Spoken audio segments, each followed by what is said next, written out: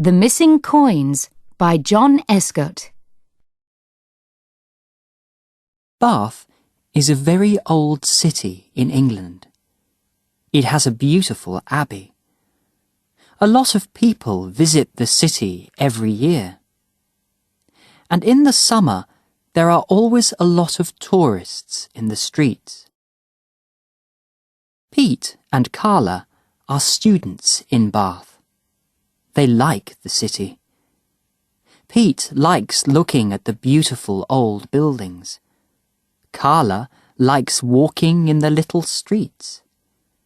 She often finds pretty little shops there and goes into them. Or she sits with Pete in a cafe and watches the tourists. It's a Saturday in summer and a hot afternoon. There are a lot of tourists in the city today. People from many countries are going into the abbey. Let's find a quiet street, away from the tourists, Carla says. Okay, Pete says. He likes being with Carla. They walk away from the abbey. After some time, they are in a little street behind the abbey. This is pretty, Carla says. There are only 2 or 3 tourists in this street. The shops have small windows. Some houses have pretty little gardens. It's quiet here, but Pete and Carla can hear music. Look, Pete says. That man is playing a flute. Let's go and listen. They walk across the street and watch the man. 4 or 5 people are listening. Why is he playing here? Carla asks. There aren't many tourists in this street. No, Pete says, and there are only 3 or 4 coins in his hat. Pete and Carla listen to the flute player. The tune is Greensleeves. I know that tune, Carla says. And she puts a coin in the man's hat. Pete takes her hand. Let's go, Carla, he says to her. Let's see the shops in the next street. Okay, Carla says. They walk away. The flute player watches them, but his tune, Greensleeves, doesn't stop. He isn't a very good flute player, Pete says, but it's a good tune. There were only 4 coins in his hat, Carla says. That's because he isn't very good, Pete says. And he's playing in the wrong street. The tourists are near the abbey.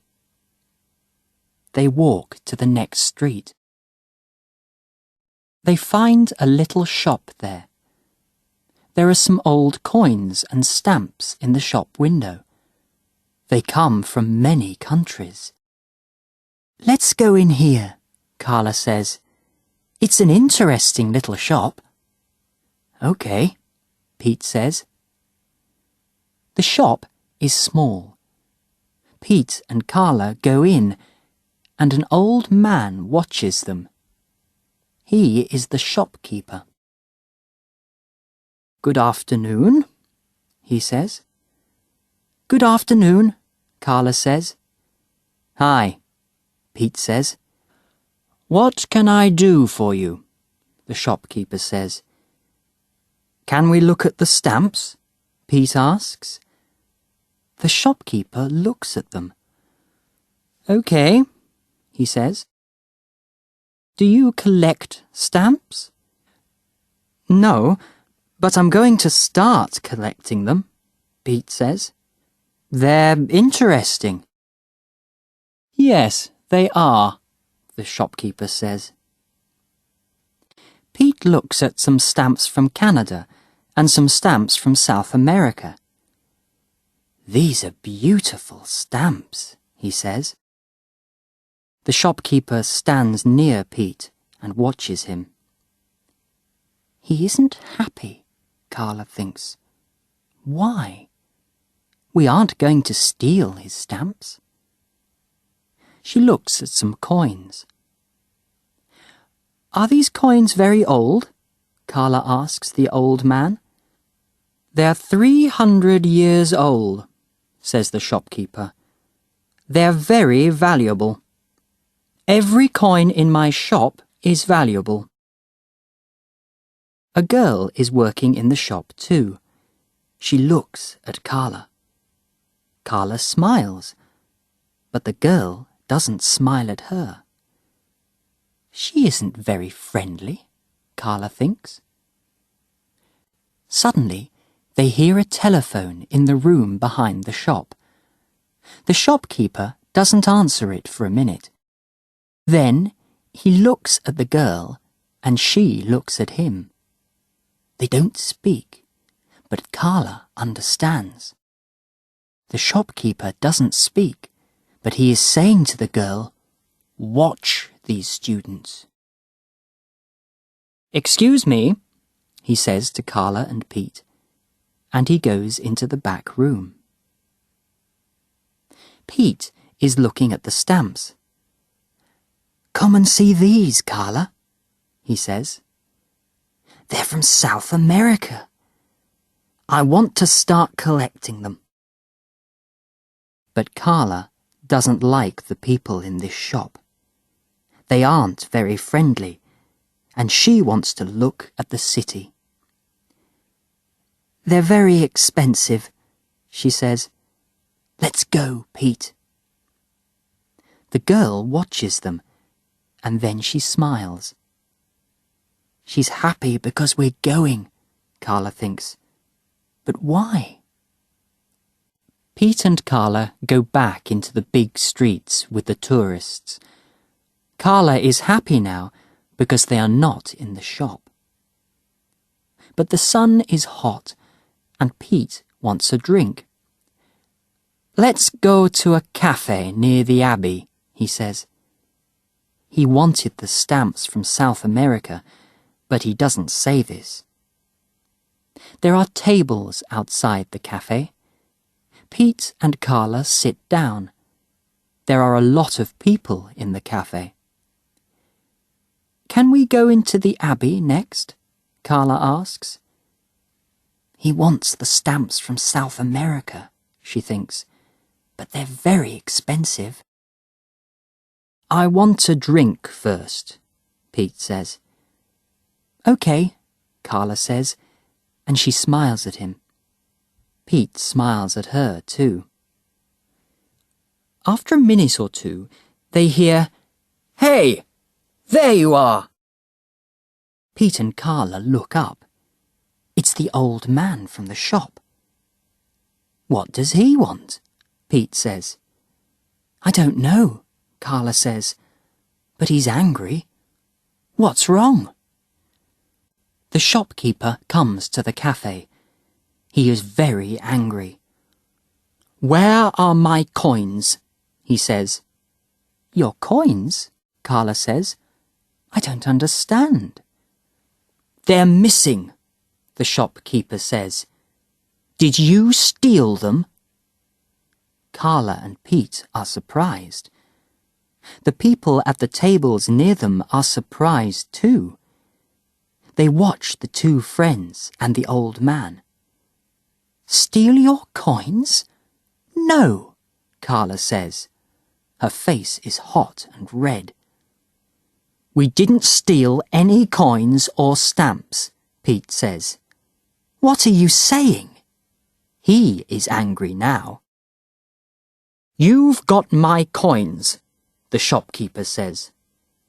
"The coins are missing, and this isn't the first time.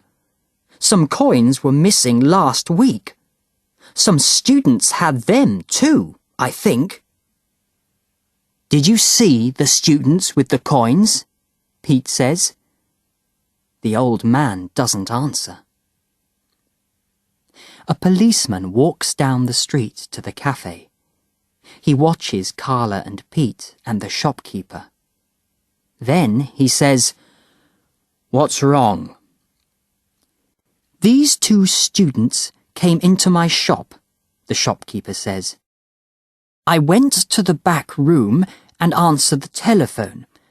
Then I went back into the shop. Some valuable coins were missing, and the two students were not in the shop." The policeman looks at Pete and Carla. "What do you say?" he asks. "Yes, we went into the shop," Carla says. "We wanted to look at the stamps." "But we didn't steal them," Pete says. "And we didn't take the coins." "Were there many people in the shop?" the policeman asks. "No," the shopkeeper says. "Only these two students and Tracy. Tracy works in my shop. She doesn't steal coins." "How do you know?" asks the policeman. "I looked in her bag and pockets today," the shopkeeper says. "And I looked in them last week." "You can look in my bag," Carla says. "And you can look in my pockets," Pete says. The shopkeeper is surprised. "Can I?" he says. "Please look." "Please look now," Carla says. "We didn't steal any coins." She gives him her bag. The shopkeeper looks in Carla's bag and in their pockets. The people at the tables near them watch him. Is he going to find the coins, they think? But he finds no coins or stamps. "We didn't steal the coins," Pete says. "And now you know that." I'm sorry," the shopkeeper says. "I was wrong. But I don't understand it. Where are the coins?" Then the old man goes back to his shop. "He isn't very happy," Pete says to the policeman. "Coins are very small," the policeman says. "Perhaps they're in the shop, but he can't see them." Some young people start to play music. A girl plays a flute. "We didn't steal any coins," Carla says to the policeman. "I know," the policeman says. Carla listens to the music. It is Greensleeves. "Where did I hear that?" she thinks. And then she remembers the flute player near the coin and stamp shop. He played that tune, she remembers. Pete is watching her face. "What is it?" he asks her. "What's wrong?" "I know now," she says. "The missing coins. I know the answer." "Do you?" Pete says. "What is it?" "Come with me," she says to Pete and the policeman. "We're going to find the man with the flute." "Which man?" the policeman says.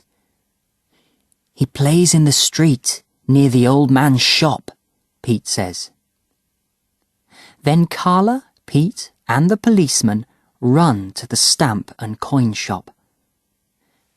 "Hey, you!" Carla says. The flute player is going to walk away, but the policeman stops him.